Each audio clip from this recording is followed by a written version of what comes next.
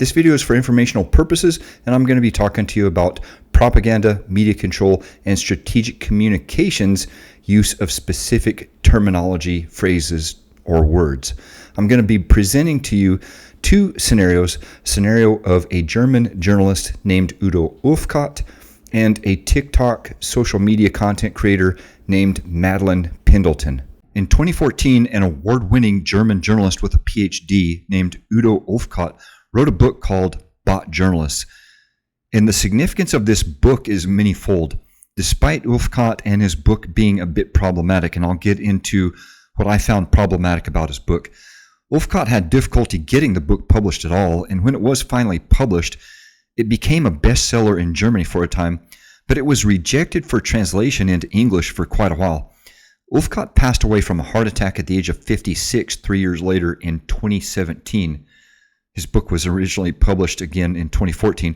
Ulfkotte was extremely critical of German media, saying that essentially the US government, CIA, and other powerful interests paid off almost all of the top German media journalists he called alpha journalists, from the top media outlets that he called or dubbed the so-called quality media. It sounds a lot like Americans talking about mainstream media or MSM to me. Ulfkotte actually provides lists of names of journalists and media outlets complicit in spreading pro-NATO and pro-Western propaganda. And each chapter is very well documented, albeit mostly with open source articles. Much of the book regarding the situation in Ukraine, which he wrote about until about 2014 when the book was published, aligns with Professor John Mearsheimer, Jeffrey Sachs, Oliver Stone, and others' takes on the Russia-Ukraine conflict. Ulfkotte was a far-right winger who did not believe that the presented values of the United States throughout the global war on terror, GWOT, were the same as those of Germany. He consistently labeled the U.S. invasion and war in Iraq as illegal. Problem number one. Ulfkotte is extremely apologetic throughout the book because he admits that he was part of the paid media for so long. So at this point, he started reminding me a little bit of like Germany's version of Tucker Carlson, minus the podcast and social media and getting completely censored. Problem number two is that it was translated into English by a far right-wing publisher in Germany called Kopp, known for publishing 9/11 conspiracy theory type works.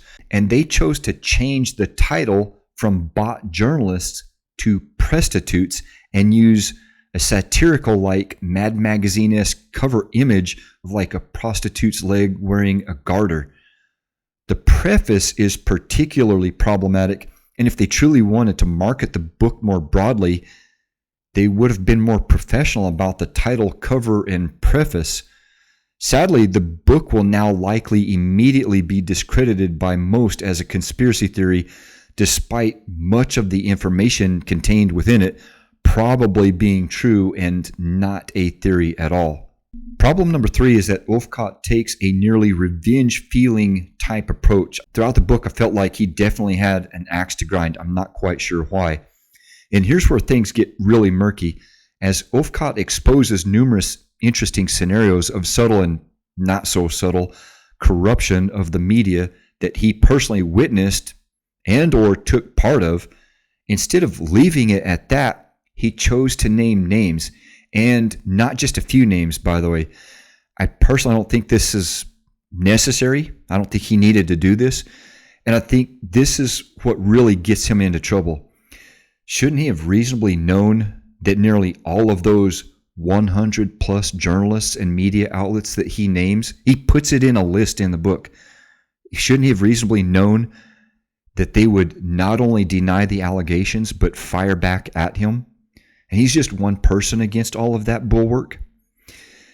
Throughout the book, he consistently criticizes the outlet he reported for, admitting that he was bribed and corrupted to promote certain stories, but that his publisher knew about it, and they were not just complacent, but complicit. We're talking about Frankfurter Allgemeine Zeitung, FAZ, and its then editor-in-chief, Gunther Nonnenmacher. And if I'm mispronouncing or anything at all in this post, please forgive me. I just wrote this in just a couple of hours. I researched and wrote this after I read a few of these books. And I'm talking about Madeline Pendleton's recent post in which she describes authoritarianism as well. Those are sort of the derogatory or concerning issues that I had for Ulfkotte's book. So now let's take a look at some more counterbalance of positive things that I found about his book, or things that I found that are probably true, or how I found that his book is probably true. Number one, the timing of the publishing and translation into English, and then the unavailability of the good initial English translation in 2017 versus the tabloid Mad Magazine cover-like and titled English translation available in 2020 under Prostitutes is 100% limited hangout. And here's what limited hangout is. Limited hangout is a tactic used in media relations, perception management, politics, and information management. The tactic originated as a technique in the espionage trade. According to Victor Marchetti, a former special assistant to the deputy director of the Central Intelligence Agency, a limited hangout is spy jargon for a favorite and frequently used gimmick of the clandestine professionals. When their veil of secrecy is shredded and they can no longer rely on a phony cover story to misinform the public, they resort to admitting, sometimes even volunteering, some of the truth while still managing to withhold the key and damaging facts in the case. The public, however, is usually so intrigued by the new information that it never thinks to pursue the matter further. Basically, acknowledge certain truths, but surround them with noise, satire, or discrediting associations. That is 100% what they did with Ulfkotte's book. It was a bestseller in Germany for many months. They refused to translate it into English for several years. They eventually have the original translation unavailable now, and in 2020, a very problematic version of it comes out. Now, the translation is, from my research, a good translation of the original translation into English, but the whole cover and the new title and the preface from the conspiracy theorist publishing editor, that's all problematic. But because of limited hangout, that automatically provides more credence to the book, in my opinion. Now, number two, and this is coming from basically a mainstream academic source. This is an academic source. This is from the book Intelligence, The Secret World of Spies, an anthology 5th edition by Loke K. Johnson and James J. Wirtz. This is on page 209, a passage titled Propaganda, publication date August 31st, 2018. Shortly after the initial version of Udo Ulfkotte's book was translated into English, 2017, and that version is no longer available. During the Cold War, the open instrument of U.S. propaganda was the United States Information Agency, or USIA, which released through American embassies abroad a vast amount of information about the United States and its objectives.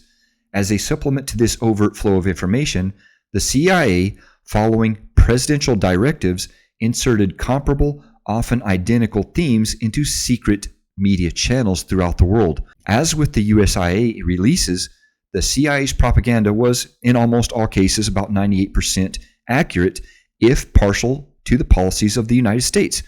About 2% of the propaganda was false or black. Indigenous agents, media assets, secretly working for the CIA in foreign countries, journalists, radio and television commentators, op-ed and magazine writers, book authors expressed their views through local media channels, yet the material was often written verbatim for them in their native tongues by propaganda specialists in the operations director at CIA headquarters in Langley, Virginia. Local audiences understandably looked on these seemingly homegrown sources of information, their own newspapers, as far more credible than USIA press releases. In return for these services, the media assets would receive cash payments and travel stipends from their local CIA case officer, who normally operated out of the American embassy in the nation's capital. During the height of the Cold War, the CIA made 70 to 80 insertions into various media outlets each day, a great tidal wave of information flowing secretly from agency headquarters into hundreds of hidden channels around the globe. Now, this is from the Wikipedia page again on Udo Ulfkotte. In 2014, Ulfkotte's book, Bot Journalists, I'm not going to try to say the name in German, How Politicians, Intelligence Agencies, and High Finance Control Germany's Mass Media, was published. In this work, he stated that the CIA and other secret services pay money to journalists to report stories in a certain light. According to Ulfkotte, the CIA and German intelligence, BND, bribe journalists in Germany to write pro-NATO propaganda articles, and it is well understood that one may lose their media job if they fail to comply with the pro-Western agenda. This is part of a larger pattern of media corruption he describes in the book. An English translation was released under the title Prostitutes. Several media outlets rejected Ulfkotte's claims as frivolous. Der Spiegel wrote that Ulfkotte's book was published by COP, a melting pot for conspiracy theorists. COP publishes works by ufologists and by authors who claim the Americans destroyed the Twin Towers of the World Trade Center themselves in 2001. Ulfkotte's book was on the bestseller lists for months. According to the magazine, Bot Journalists is the Bible for all those who have renounced their faith in the German media. Ulfkotte's critics see the book as a vendetta against Faz, which he left on bad terms. Here's the bottom line up front. Ulfkotte's 2014 claims, initially rejected for English translation, were eventually published in English in 2017. That version is unavailable. And then again in 2020 in a hyperbolic, weird fashion by a German right-wing conspiracy theory publisher. But the material is strongly corroborated by and perfectly aligns with the 2018 mainstream academic anthology of Loke K. Johnson and James J. Wirtz, and they are subject matter experts. I'm going to give you their bios in a second, but note that timing, and again, note the term limited hangout. He published it in 2014. It made an initial translation in 2017. That's no longer available. Then they made a hyperbolic translation in 2020. And in 2018, academics in the US come out with an intelligence anthology that basically perfectly aligns with what Ulfkotte is reporting. Dr. Loke K. Johnson is one of America's foremost authorities on intelligence and national security. A founding figure in modern intelligence studies, he served as a staff director of the U.S. Senate Select Committee on Intelligence, the Church Committee, and as a special assistant to the chair of the House Intelligence Committee.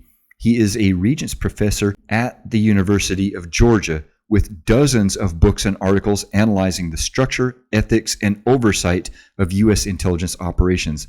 Johnson's scholarship has directly influenced intelligence reform and democratic accountability in covert operations. Dr. James J. Wirtz is a leading scholar in intelligence, nuclear strategy, and security studies. He is Dean of the School of International Graduate Studies at the Naval Postgraduate School, or NPS, where he has educated generations of U.S. and allied military officers and intelligence professionals. Wirtz has authored and edited numerous foundational texts on intelligence and warfare with expertise in Cold War nuclear doctrine, strategic deception, and covert action. His work bridges theory and practice, making him a trusted academic voice in both civilian and defense circles. Why am I telling you all this about Ulfkotte's Prostitutes book and Madeline Pendleton and her recent use in a post of the term authoritarian? Well, let's truly and critically explore propaganda or advertising and some of its more subtle or not so subtle mechanisms. This is a quote from Madeline Pendleton. I actually didn't see it start to get used regularly in the English language until around the 1940s. Can anybody guess why? If you guessed the Cold War, you would be correct. Well, not totally correct. Authoritarianism started getting used in the 1930s to describe the regimes of Franco and Mussolini.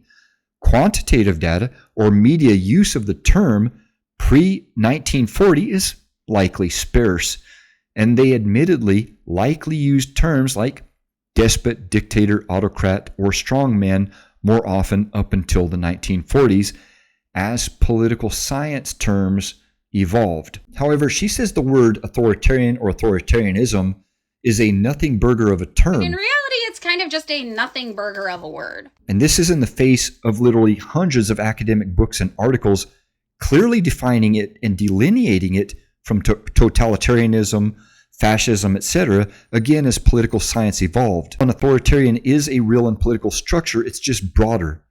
It is a legitimate term in political science referring to any regime where power is centralized, dissent is suppressed, and citizens have limited political freedoms. That includes monarchies such as Saudi Arabia or Jordan, which are allies of the United States, if you wanted to spin it that way, theocracies such as Iran, military juntas like Myanmar, communist regimes like North Korea, both of the last two which are aligned, partially at least, with China, if you wanted to spin it that way. She basically is fronting as an anti-American or at least an anti-capitalist and supportive of places like North Korea and Cuba, which I find no information that she's even visited.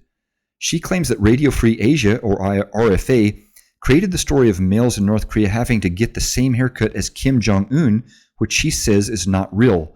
While the story does emerge from RFA, and it is a mouthpiece of U.S. policy, it is also true that the people of North Korea have limited freedoms of expression, such as hairstyles, and one will almost certainly not find people dyeing their hair purple out there from all available information that I have scoured. She also claims that RFA created the story of Kim Jong-un finding a unicorn, and that is not real, but that story was actually not created by RFA.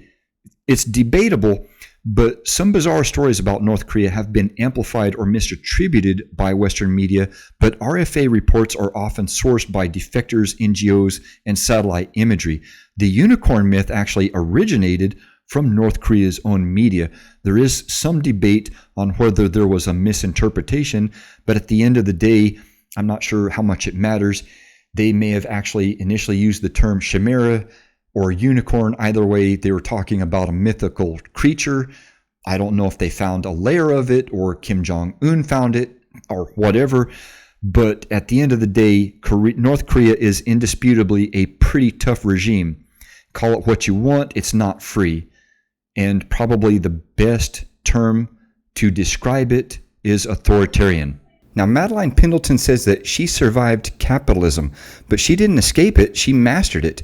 Madeline Pendleton built a $1 million business, wrote a best-selling book, and became a social media icon, all in the name of fighting capitalism.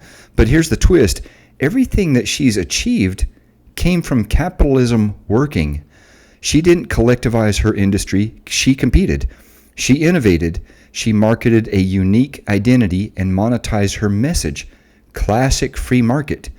And yes, she pays employees equally, and she pays herself the same salary. That's her right as a business owner. That's called liberty. But don't be fooled, there's no central planner forcing fairness. She gets to choose how she runs her company. The same system gives Elon Musk that power, gives it to her as well. The truth is, she's not proof that capitalism is broken. She's proof that even critics of capitalism need it to thrive. Her business, her brand, her voice, all protected by the very freedoms she says are killing us. Despite her critiques, Pendleton still sells goods at a markup, engages in advertising, and relies on intellectual property. These are all pillars of capitalism. Her alternative is not post-capitalist, it's conscious capitalism rebranded for TikTok. What she calls survival is actually a testament to the system's flexibility. You can rebel, resist, reimagine, as long as you do it on your own dime. She says that capitalism just gave her a lousy t-shirt. That's interesting and funny because she sold thousands of them, and kept the profits.